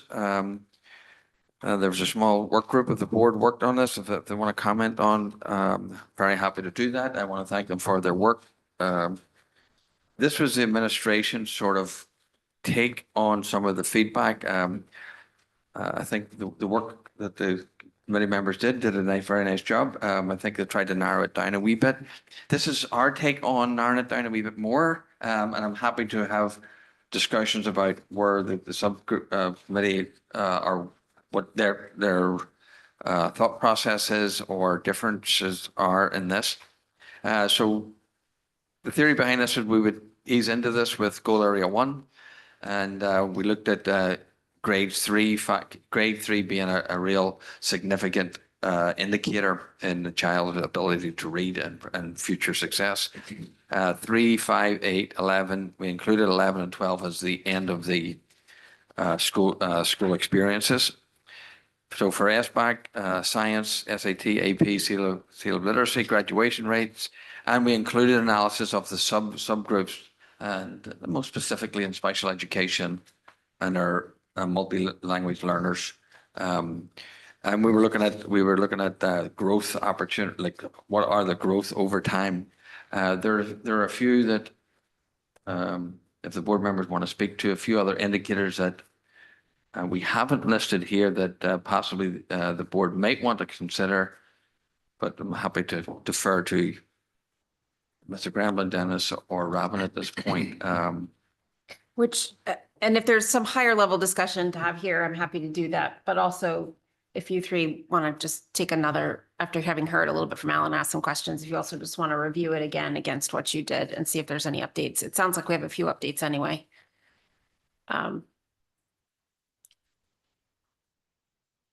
Because it might take a minute to do some cross-referencing. Yes, of course. There's a couple of things here. If you want me to comment on Yes, some of the things, I'm happy to do that. Please all right. do. Just to name it, just a wee couple of things. I'm not a big proponent of. Can you actually start with what you put in and how it looks so that we can see that translation and then talk about what's not in? What would be in here? Yeah. Yeah, so I'd have to Help put, us so translate. right, so we would have to play this out like just in very much detail, but if you were agreeing to this, you were looking at grade 3 performance over time for cohort and the growth of the students. So there are metrics to show the growth of an individual, and there's a metrics to show the growth of cohorts at grade 3 for language arts, Right. mathematics, science. Right. That would be so the same thing for 5th grade, 8th grade, 11th grade, Right. 12th grade over time. The science will go through grade 11. Then obviously you have the SAT and AP for grade 12. So, but you could also include grade 10, 11 and 12 for APs that have been covered over a student's whole high school experience. The seal of biliteracy, I think we're somewhat familiar with that. Graduation rates, you can also look out to public institutions of completion rates. We have some of that information, that how long does it take someone to complete graduation from a secondary institution, what that looks like. So we do have that information if you want to include that. But the analysis of the subgroups within the 3, 5, 8, 11, 12, we'd be looking at the subgroup performance, participation, and performance of them. Trying to pull up your email, Greg. I can't. I'm happy to talk to a couple of other areas. Yeah, Mrs. Best is. I just had a one- question Yeah. because I'm not sure that I'm totally following because obviously all of that data exists. So what Yes. is it we're saying we're going to do with it? How is that different? So essentially, we would be looking at this as, I sort of use the analogy of looking at the scoreboard every now and again, right? How are we doing in these particular areas for our subgroups? Are they advancing at the same level as the other groups, right? Are our students making the growth in the cohorts, making the growth that we want to make them? You could also put this against a particular metric of performance against a different performance group in the DERG, for instance, if you want to say, I just don't want to be arbitrary about it. The danger of any of this really, right, is just, it gets very complicated very quickly in terms of different people, different grade level, different teachers, different, right? As long as it's looked at holistically and from a learning process together, that's the most helpful part to it. So are we saying that we would be using this data to assess how particular cohorts are tracking versus the general population? Well, you'd be looking at, and the subgroups that we, for the most part, have, right, are special needs students Mhm. and multilingual learners. I mean, those would be the two subgroups predominantly that we would look at. But is this about that or is this about the general population's performance? That's included as part of this. Okay. It would be the all students are general education, right? Right. But then in addition, we would look at those two subgroups. But the exercise is not specific to the subgroups. No, The no, no. exercise is about No. all the students. Correct. Totally on. That's what I was trying to understand. Dr. Edley? Yes. Just, I think one of the focuses that we had talked about as a group was to show growth in student achievement Yes. as the goal, which is what, we're trying to kind of marry the strategic plan with how we evaluate ourselves. And whether or not you set a specific metric goal for some of these is very questionable because we already are at a high level in many of the areas. And so just to kind of track how we're doing over time, I think is Yeah. important. And by cohort, as you mentioned, because we want to make sure that all levels of learners are showing growth or, to kind of see if we're meeting their needs. And that's really the most important. It's not comparing ourselves versus New Canaan or Westport necessarily. It's ourselves versus how we did last year or 2 years ago by cohort, I think. And I think the exercise here is to try and get somewhat of a benchmark to start. Greg. Yeah, I was going to say, just in terms of how, like, the information and summary that we shared and how that was adapted into this, I think I would have taken a little bit different tack. I see that you included within the board district goals, there's the entire thing about metrics and indicators of systematic performance. That's helpful. But then in this section, I think I agree with Robin, where it should be a little bit higher level in terms of what's the goal we're trying to achieve, which is, as we mentioned earlier, marrying these things up. But what we're trying to marry up is the growth and achievement with restrictions, right? If you're number one in the state, you can't keep growing. You can't become like better than number one, right? So you have to set targets that are realistic and achievable. And some of those targets we're already achieving.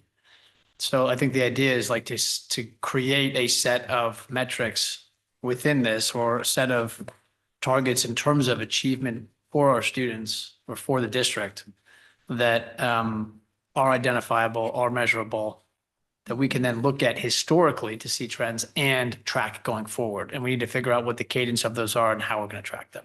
That's good.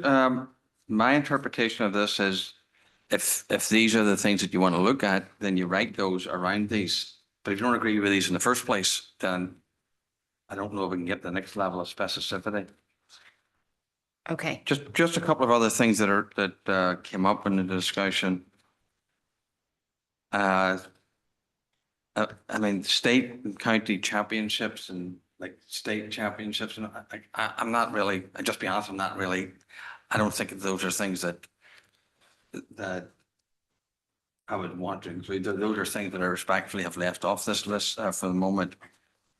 Tier 1, tier 2, tier 3, that's all regular education, right? So it's not really special education. which is Just- just a nomenclature issue. Just a second. I think that we have something of a difficulty that we named when we started this process, which was the goal area 1 is enhancing teaching and learning. And then what we're trying to do is marry looking at student achievement inside of teaching and learning, because we were trying to figure out how to get this goal to also reflect student achievement. And I think that's a little bit of the push and pull that we have right now. So the way this is written has a lot to do with the work of teachers and less to do with the look at students. So I think probably the best thing to ask you guys is to go back, look at it from the student lens and see, well, that's one option. Another option is really what we're looking for is a dashboard that eventually ties back into here. But the reason we're wanting to use this is so that we as a board and you as administrators, we've all agreed to a common set of metrics. So at some point, something has to be listed out explicitly in here, what's inside of this 3, 5, 8, 9, and 12. So you're trying to get us to, are these the thresholds that we want to use? And are these the buckets and sources of areas. information? Correct. Okay. All right. So that's the first thing. So the first question for the board is, do we want to do these thresholds? And do we want these sources of information? Is that responsive to the kind of set of information you're looking for? I would say actually maybe not, because I think what you're asking for is more expansive. So for example, when you talk about looking at tier 1, 2, 3, that is how effective is our SRBI program? How quickly are people moving in and out? Are those students having the same success?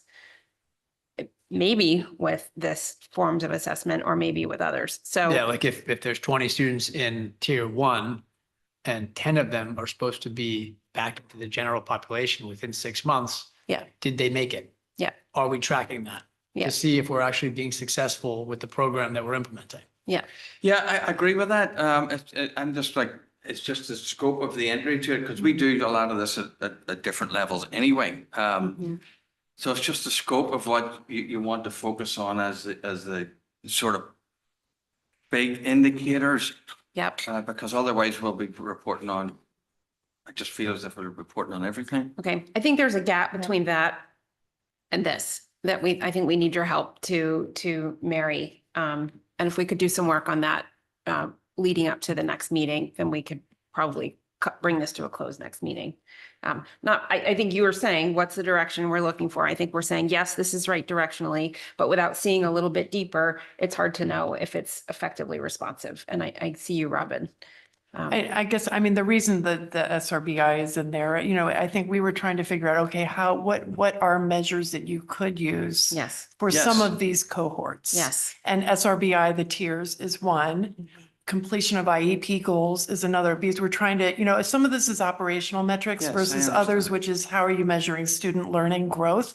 They're two different kinds of metrics or KPIs, but organizations use both because you want to measure your operational efficiency as well as are you achieving student learning growth? Right. And I think we need to be doing both, especially as we're going through a budget process and we're trying to show efficiencies.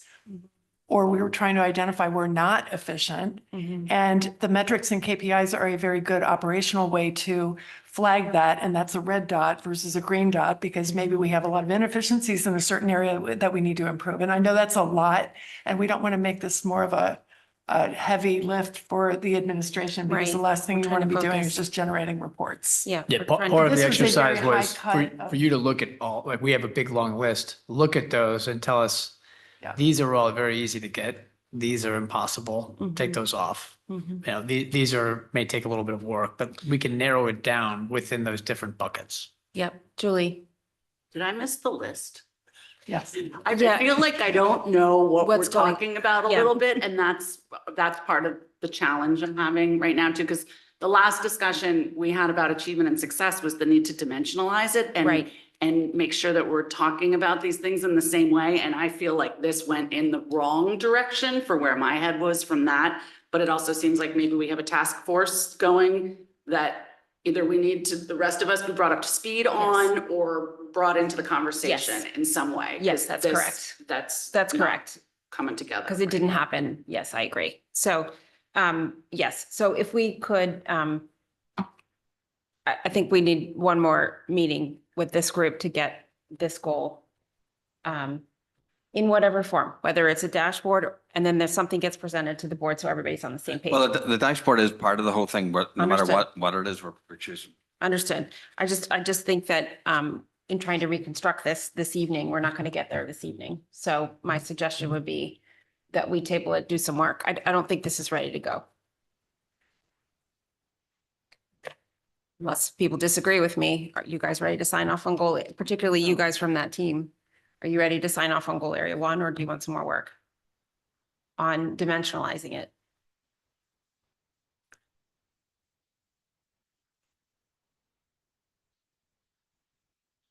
I think we could probably do some more work. Yeah. Great. Okay, Thank you. perfect.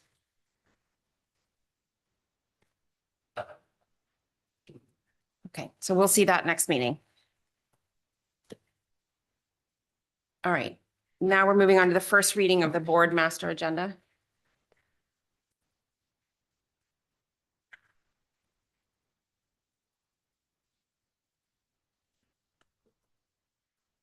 So we took out things that were one-time things that were in there, that were one-time shots, and not, there were, you requested a report and something.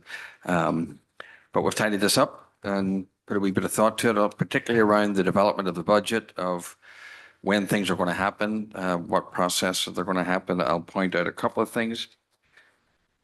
You have like for October 22nd, update on the FY26 budget initiatives. That will include all the areas that we talked about. What's the status of all of those?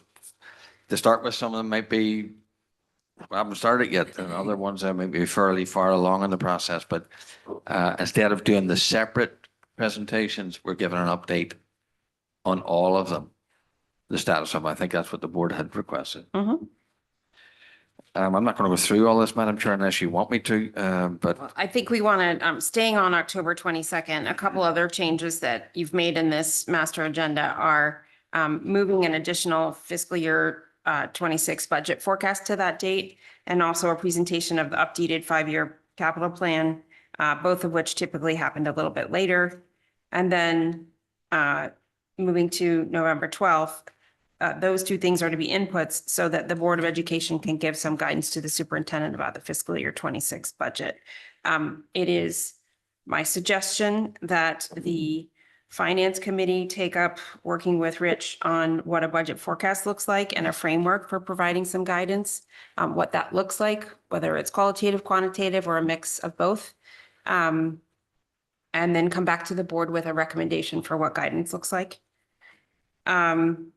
So we're all on the same page, but that's a fairly significant change to how we've handled it.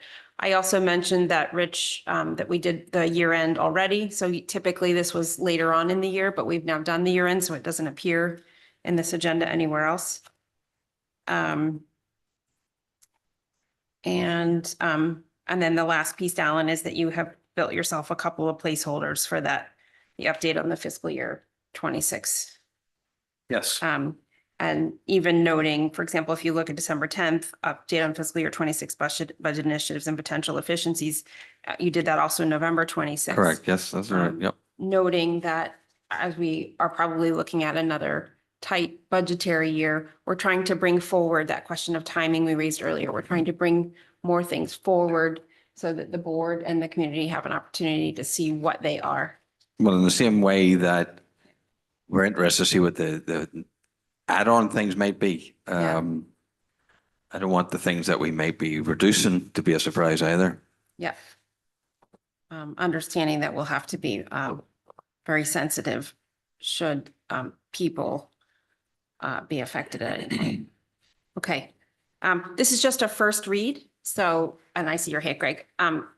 We won't vote on this until next time. So please take some time to go through it and make sure that it's responsive to what you're looking for in terms of any potential agenda items, and that you like the cadence. Greg, did you have a comment? I just had a question. In November 12th, it's got the update on personal mobile device plan data. Is that it seems like that may be the first we hear about how that's going, or have any update there? And is that, like, when you say data, what do you mean there? So we're doing a survey in October and so on with community members, staff members, kids. So it'll be an evaluation of that basically. So is that more for the high school or? No, that's more, across all- that's just everything? like the high school, we would, we're doing the high school, we're kicking off for the high school right away. Whether it comes in a November 12th, whether that date just coincides with that is it could just coincide with that. But that was meant to be like an evaluation of kind of the fall, so to speak, of the implementation for PK through 8 to start Yeah. with. But it'll be close enough because I don't see us being much further out than November than bringing up a suggestion about the high school. Yeah, I feel like we should have, maybe not from the community, but maybe, I don't know, feedback from Yeah, the we'll be faculty way before that. correct. Agreed. Yeah, okay. So we might hear something either via your report or something like that a little earlier. Is that what you're saying? I'm saying the high school recommendation, we certainly hear that more than just an update and a report. That'll be a formal recommendation to the board and Okay, discussion. at some point, but it's not on here because we don't have a No, date correct. yet. Yeah. Julie? Just because you asked me to bring it up again, because it Yes. probably made more sense here. The October 22nd meeting, the presentation of student distribution class size reports for the high school in Middlesex. I know I would like to get a good read from that on how things are shaking out with the revised number of teams and teachers teaching more classes, et cetera. So I look forward to that being pretty robust. Julie, are you saying that just to make it for the middle school as well? Is that what you said? Well, it says it's both high school and middle school. Yes, I okay. just, we get that report every year, but I will be looking at it in greater detail than maybe I have in the past, just because we've made changes this year. and I Of just course, wanna yeah, see, that's fine. Yeah. as the year has started, how that has worked out, so to speak. Yep. Are you looking, and I think through the lens of class size is one way to look at it. Are you looking at, there's other changes we made. We have a new administrative structure. We have, 4 to 5. We have a different team structure. We have some more interventionist support. Would you like something a little bit more comprehensive? Please say no. I do. I think the team structure piece will be evident in the class size structure. I would like to understand rainbow students, rainbow teachers, any of those that have come with the changes at the middle school and the numbers of teams and the sizes of teams. Okay. But yeah, I wasn't really talking here about any administrative changes at that presentation. Thank you, though. Okay, so student distribution, class size, and then also team, sort of how that looks numerically. Okay.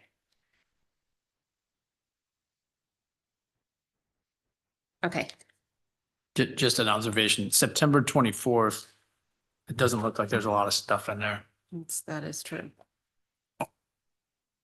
Okay, we'll take a look at that. Thank you. Robin? I'm just looking, so the November 26th is the special education update, the annual update. Would it be possible to have that a little bit earlier? Just because it is also a large area that has a lot of detail. I mean, it's right before the budget season. I don't know. I don't even know if it's possible because we do have a pretty packed agenda here on the other times, but. I believe we spoke about last year. The reason we asked for that extension to November 26th is precisely for that reason, to give us time to look at some outcomes, to get prepared for the budget. That's why we asked for a little more time. Thank you.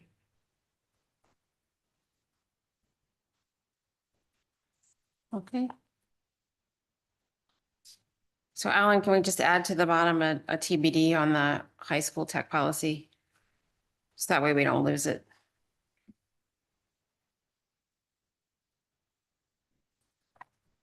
Please. Yep, I got it. Thank you. All right, we'll see that again next meeting. All right, thank you for the feedback. Appointment of an impartial hearing officer for student disciplinary matters, expulsion and expungement requests, and for hearing school accommodations appeals, including transportations appeals, as provided by statute for the 2024-2025 school year as they arise. Dr. Bradley. So this is an annual process we go through of the board, of new members of the board or otherwise. I wonder what is this? It is an appointment, as it says, of a independent impartial hearing officer. He in this case is Steve Isidore. He's been doing it now ever since I've been here for the last 6 years. And he serves he doesn't serve for the Board of Education. He's just an impartial hearing officer. It replaces the board's role and actually takes you out of the middle of some of these, anything from transportation appeals to student disciplinary matters. So our representation would be Shipman and Goodwin. The parents would have their representation, and Stephen would act in parentheses for the Board of Education. We have used Stephen for advice. We've nearly used him a couple of times for appeals. Fortunately, when we get so far down the line, that hasn't happened, but it certainly can happen, and discipline can happen as well. So he served us well for council and otherwise in this capacity thus far. Are there any questions about that? Okay. With that, may I have a motion to appoint Attorney Stephen M. Isidore as the impartial hearing officer? Sorry, did you have a question, Sarah? Oh, thank you. For student disciplinary matters, expulsion, expungement requests, and for hearing school accommodations appeals, including transportations appeals as provided by statute for the 2024-2025 school year as they arise. So moved. Thank you. That is Dave, seconded by Julie. All those in favor? That's unanimous. Thank you very much. Okay. Approval of the superintendent's contract. Okay, that was sent out on Monday. We are extending, the motion is to extend Alan's contract by an additional year for a total of 3 years with a 3% salary increase. May I have a motion to approve the contract between the Board of Education and the Superintendent of Schools? That is John, seconded by Sarah. All those in favor? Okay, that is Robin, Jill, John, Dennis, Julie. All those opposed? That is Greg. All those abstaining? Opposed. Okay, and that was Dave for opposed. Okay. Okay, thank you all. Alan, here is to another successful school year. Thank you. Thank you, members of the board. Thank you. Okay. Personnel report, Marge. So the only thing I would like to highlight is you notice that we've been able to fill many of our new paraprofessional positions despite the new contract. So we are still competitive. And I think Danny Powers, our transportation coordinator, deserves a shout out because while other districts struggle to find drivers, we're fully staffed. Okay. And thank you to Danny for sure, especially with all the new buses. Okay, any other questions or comments? Great. That will move to follow-up action items. Okay. The first one was we're looking for a change in an understanding of historical participation rates in athletics from Rich. And then we want the Y agreement numbers that you developed a couple of years ago. You'll just send those by email to the board, please. There are a couple of updates to the board goals, most of which sit with administration. But Greg, you're providing new language on the alignment, and I'm providing some language for the HHR goal. Okay. On the strategic plan or district goals, the task force is going to sit with Alan and Amy and just knock out, and Shirley, and just knock out goal area 1 and how that looks, what belongs in the strat plan, what's the dashboard that sits alongside of it, and how that, and they'll have something for the board to look at next meeting. Okay, I think other than that, there were some small changes. I don't have any other action items in my notes. Did I miss anything? The finance. Thank you. And the finance committee will look at guidance and forecasting. Just Robin. one question. The Board of Finance was talking about potentially trying to give us guidance in October. Yes. And I forgot to noticed mention. that on our master potential agenda here, we would not get our budget forecast for 26 until the October 22nd meeting, I believe. So just in terms of trying to make sure that all parties are aware of the forces that are driving the forecast. I think, I don't know how this works because obviously this is a new timing for everybody. It is new for everybody. It's a very good question. Thank you for raising it. I think what they're planning to do is to look at, based on what I heard them say in their meeting, which if you haven't watched that meeting, please do, board members. They are planning to look at the grand list, the size of the reserves, and to put forward and the various, what they know of the capital planning to date, because of course we have a rolling 5-year plan. They're planning to put something together that actually will probably serve as an input for us. And then when we give our guidance to the superintendent, we can also share, with the Board of Finance where we are. That's the way, based on what they have discussed so far and what we have discussed so far, it would look. I think we need to acknowledge that, maybe something of a work in progress. But that's what they're talking about doing on their end. So the good news about them, if they are able to get that done in their October meeting, it is just before our October 22nd. But you are certainly correct that they would not have our forecast. And Rich, are correct, because of when we finalize all of our enrollment, et cetera, end of October is our correct time now. Yeah, I mean, the earlier you do it, the less data you have to make a informed forecast. So we still have staffing to complete, and that's going to affect it. There's still special education placements that have to be done. That'll affect it, and then enrollment as well. So this is as early as you would go? I think so. Yep. Okay. So that's something that the Finance Committee will need to talk about. Julie? I had an action item reminder. Yes, thank you. That's relevant for now. We had talked in July about committees when they meet for the first time, reviewing the committee meeting schedule and deciding if you think it is more than you're going to need, or if there are dates that your committee can maybe take off just to manage. I like your term, the cadence of the meetings. So Yes. as committees get started next week. Yes. For the agendas. Yes, thank you. So if that can go on all the agendas for the subcommittees, please. Except finance. Except Finance. You're stuck. Thank you, Julie. Okay, any other comments on action items? Well, Robin, would you have a follow-up on the, so you hand raise? The only other thing that's kind of in conjunction with that is that we have a number of items on the master agenda here about talking about potential budget initiatives. Yes.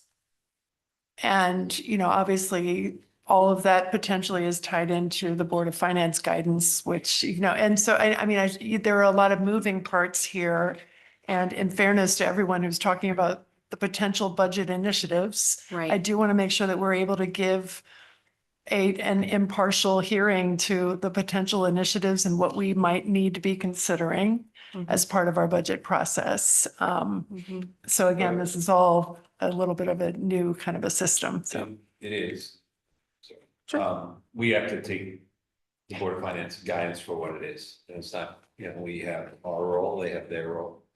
It's going to be helpful in creating some parameters for us as we develop our budget, but we certainly are mandated to listen to that guidance. And I hope there's enough flexibility in that guidance for which we may be able to make informed kind of judgments as we build our budget. But we certainly won't follow it.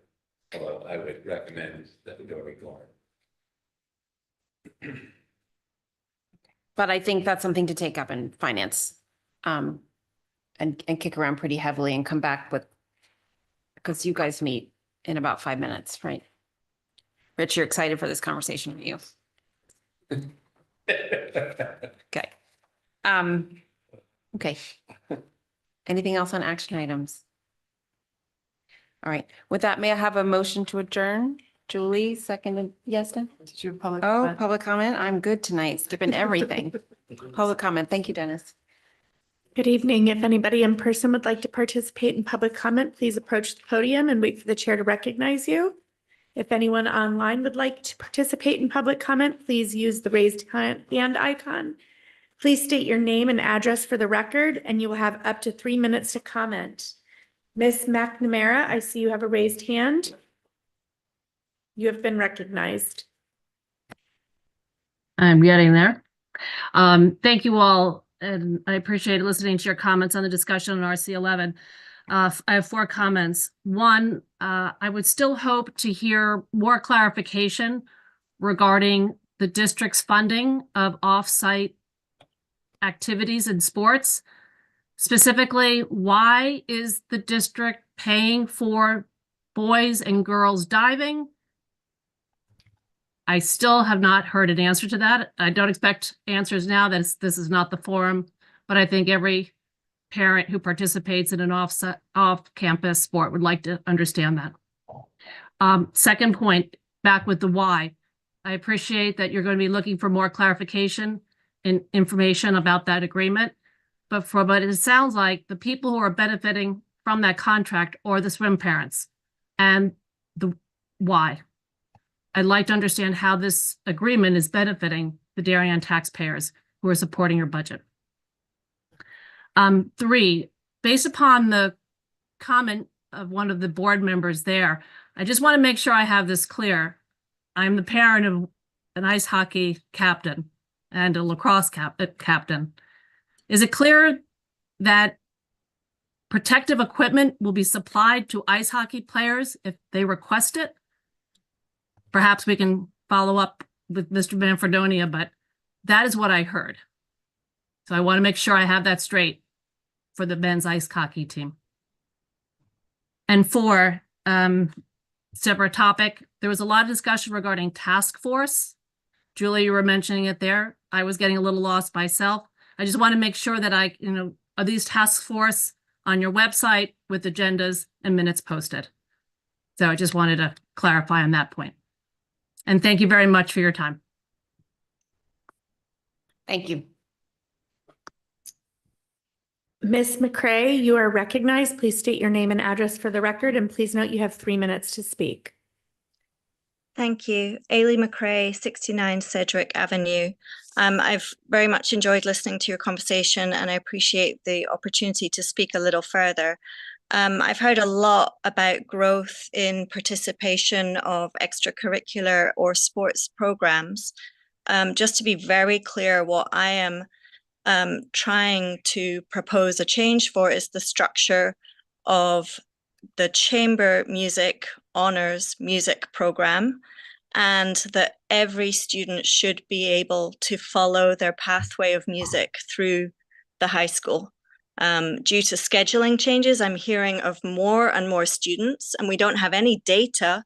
I'm sure the guidance counselors who are very aware of the schedules are conflicted of what to do, but students are dropping music because of their only possibility of staying in concert orchestra and not being selected for the higher level of chamber orchestra, which is the honors program. There are many, many students on a wait list who have been told they are of the level and deserving of that pathway. And why, when we are building the programs through elementary and through middle school, are we still having students on a wait list? And students are giving up that pathway and their passion. And for my daughter in particular, it has been all about social and emotional well-being, which in this town is just so, so important. So it's not just about giving kids the opportunity for their GPA and their credit and the potential. This is something which doesn't just impact my daughter. It impacts many, many children in this town. And unfortunately, most people don't advocate for music. They're just told this is the choice you have to make. This subject or this subject, and years of dedication and hard work are just disappearing. It's so sad. Why is music treated differently? It's being compared to a varsity sport. Varsity sports are not credit bearing, and they don't, music should not be compared to that. It's a crucial part of our core education. And when chamber orchestra only has 6 seats for cello, this year only opening up 1 seat for the whole of the high school to join the honors program, and we look at how many kids are playing in elementary and middle school, we are not being flexible enough. We should be adding an extra chair. If there's a year with exceptional players, we should be adding 2 chairs.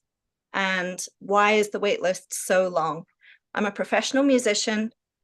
I don't understand the reasons that I'm being given by the head of the district, by Miss Minnis. I respect their program very much, very much. I've taken it to a vice principal. They had a meeting with Ellen Dunn. I don't accept the class is full and there is a wait list. We don't Thank you. need more staff. It just means add 2 chairs at the back of a cello section or at the back of a violin section. If there's a wait list, why are we not facilitating Thank you. that? Thank you. Thank you so much, Ms. McRae. Thank you. Appreciate your time.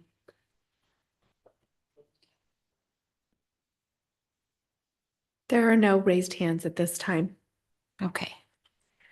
With that, I will wish everyone a wonderful 24-25 school year. Thank you all for your time and for all the work that's gone into getting ready. And I'll take a motion to adjourn. That is Julie, seconded by Dennis. All those in favor, that is unanimous. Thank you.